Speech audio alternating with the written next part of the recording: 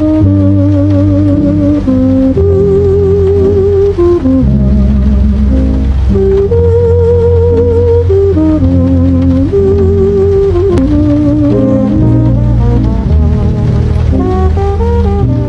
want you to picture something.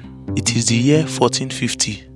In Europe right now, most people cannot read. There is only one university with few students. The printing press was just invented, and the continent that will one day call itself the center of civilization is still figuring out how does work. Now, come with me to Africa.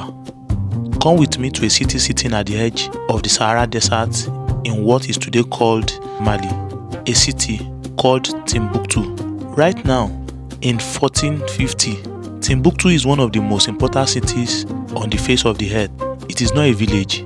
It is not a collection of mud huts. It is a city. A city with 100,000 people. A city with 180 schools. A city with a university.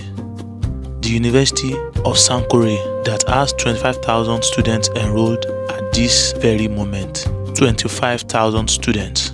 To put that in context, Oxford University in England, which is considered one of the oldest universities in the Western world, had less than 3,000 students at the same time. Timbuktu has 8 times more university students than Oxford in 1450 in Africa. And what were they studying? Everything: mathematics, astronomy, medicine, philosophy, law, literature, chemistry, architecture. Scholars were coming to Timbuktu from Egypt, from Morocco, from the Middle East, from across Africa, the same way students today apply to Harvard or Cambridge, because Timbuktu was where the knowledge was. The scholars of Timbuktu wrote books, hundreds of thousands of books on everything.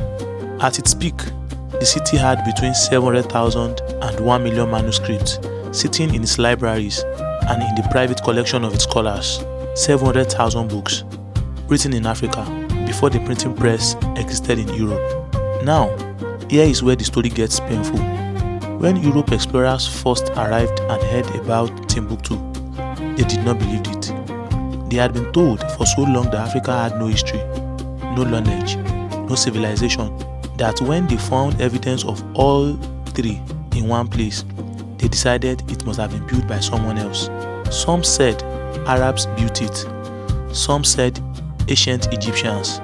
Some said it must have been visitors from somewhere else entirely, because the alternative, the Africans built it, maintained it, and filled it with the most advanced scholarship of the medieval world, was simply too difficult for them to accept. So they wrote it out of the story, and for centuries it stayed out. But here is what they could not erase: the books.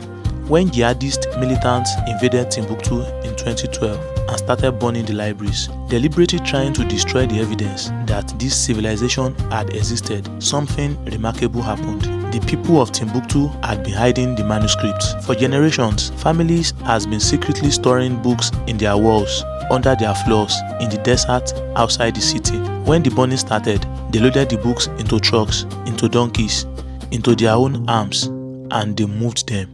They saved hundreds of thousands of manuscripts because they knew what those books were. They were not just books, they were proofs.